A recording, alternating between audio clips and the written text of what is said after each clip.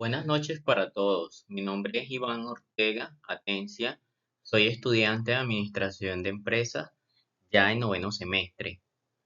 El día de hoy, compañeros, quiero compartir con ustedes un tema muy importante, como lo es la tasa representativa del mercado. Vamos a ver muy rápidamente un pequeño análisis eh, de un periodo de tiempo que transcurre desde el 1 de enero de 2022 hasta el 31 de enero del presente año.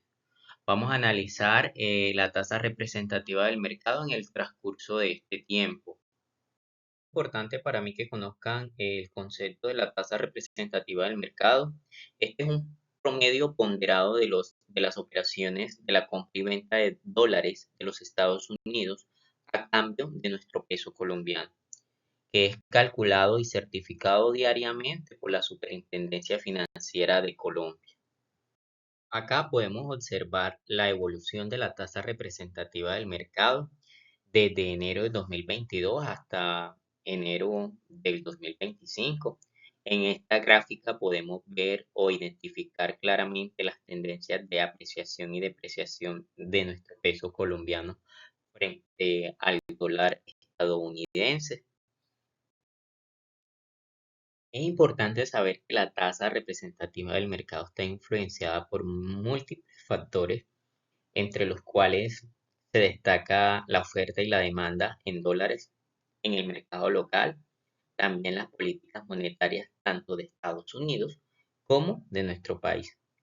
Los precios internacionales de los productos son clave, como lo es el petróleo, las situaciones económicas y la política a nivel nacional e internacional.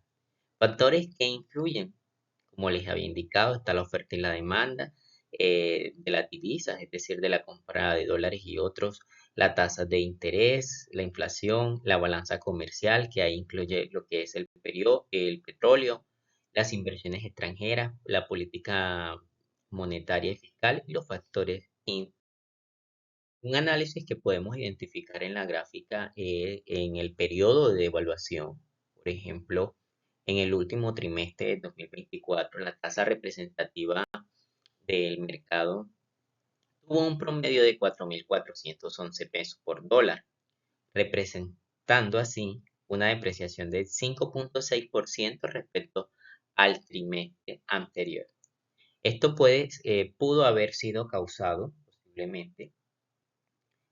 Causas de esta evaluación son incertidumbres políticas y económicas y otros factores internos como la fluctuación en precios del petróleo.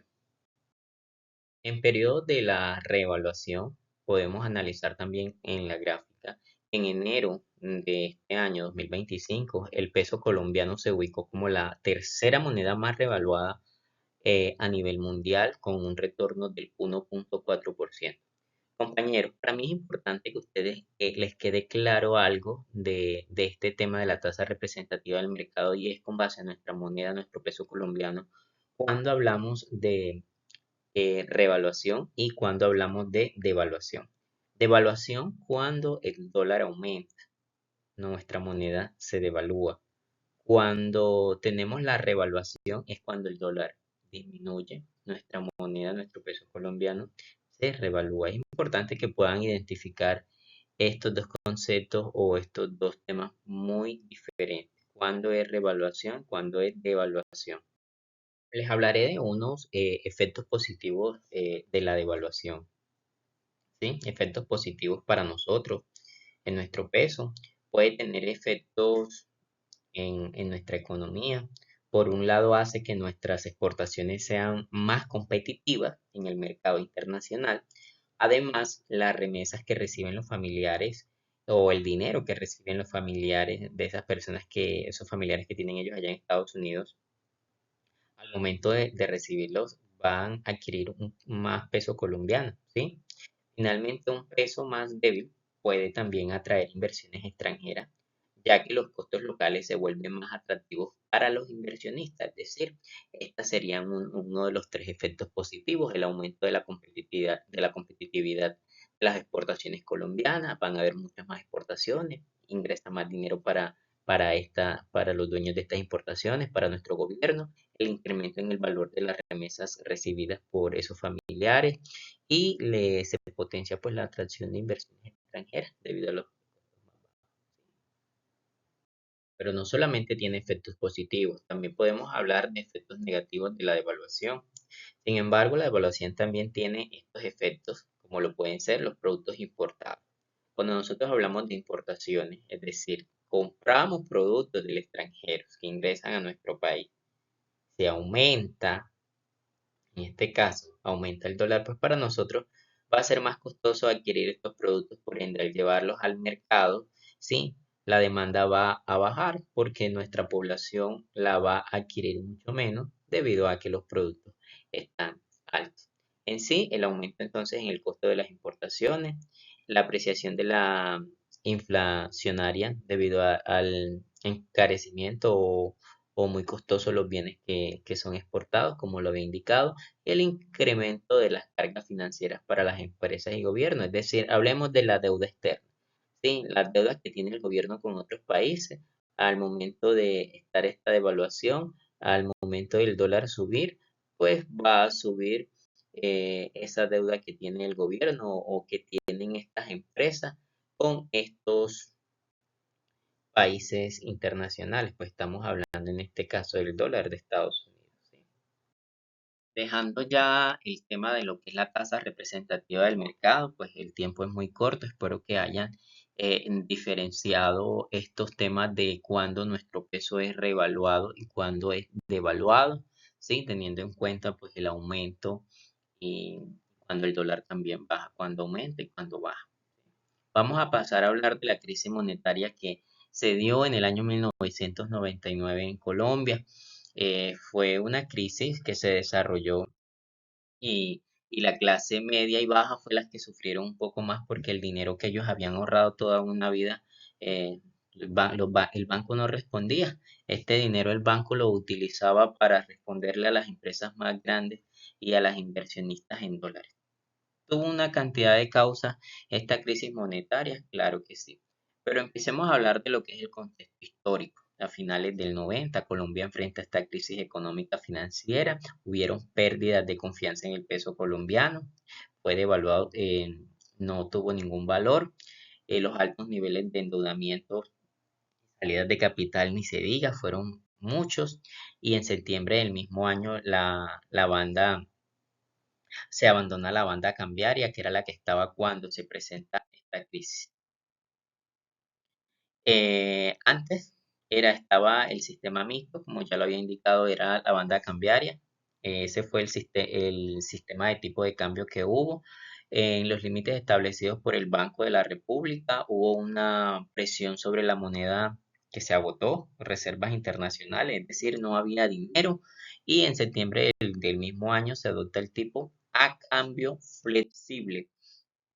Las causas de esta crisis fueron muchas, numerosas, pero sin embargo aquí tengo unas para presentarles, como es la desconfianza en el peso, la salida de capital, la crisis fiscal, el alto endeudamiento que tuvo el público, los problemas financieros y la crisis de cartera vencidas. Hubo menos inversión extranjera, un punto muy importante porque ya los otros países no querían invertir, no solamente ni en Colombia, sino que no querían invertir en ningún país suramericano. Ya estaba afectando no solamente a Colombia, sino a Suramérica. Y el fracaso en la intervención del Banco de la República. Efectos en la economía nacional. Hubieron muchos efectos. La devaluación del peso fue más del 40%. La alza de las tasas de interés, menor acceso al crédito, es decir, no habían accesos al crédito, no había dinero. La recesión económica del Producto Interno Bruto cayó por en menos del 4.2 y el desempleo pues en ese entonces era del 20%. El aumento de la inflación de los bienes importados más caros.